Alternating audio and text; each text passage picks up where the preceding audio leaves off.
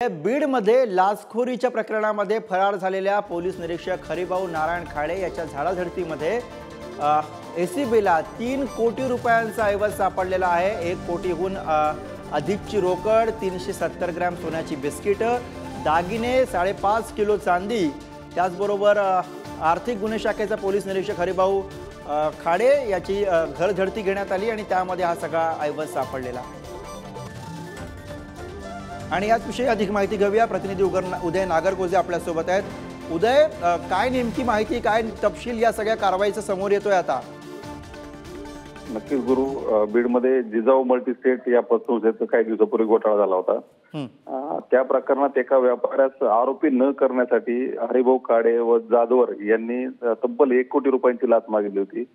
तडजोडी अंती त्यांनी 30 लाख रुपये स्वीकारण्याचं निश्चित झालं होतं। या प्रकरणात एका खासगी इस्माला अटक केल्यानंतर हा सगळा प्रकार समोर आला। या दरम्यान हरिभाऊ खाडे व जाधवर हे फरार झाले असून आता खाडेच्या घराची झडती घेतल्यानंतर मोठे घबाड हाती लागले आहे। या ठिकाणी जवळपास 1 कोटी 8 लाख रुपये रोख रक्कम, तसेच सोन्याचे बिस्किटे, दागिने असे 72 लाख रुपयांचे, तसेच 5.5 किलो रुपयांची 5.5 किलो चांदी देखील आढळून आली आहे। याबरोबरच इंदापूर, परळी, बारामती या ठिकाणी स्थावर मालमत्तेचे कागदपत्र देखील आढळून आले असून आता या प्रकरणात लाचलुचपत प्रतिबंधक विभाग अधिक तपास करतोय। गुरु, धन्यवाद उदय या सगळ्या सविस्तर माहितीसाठी।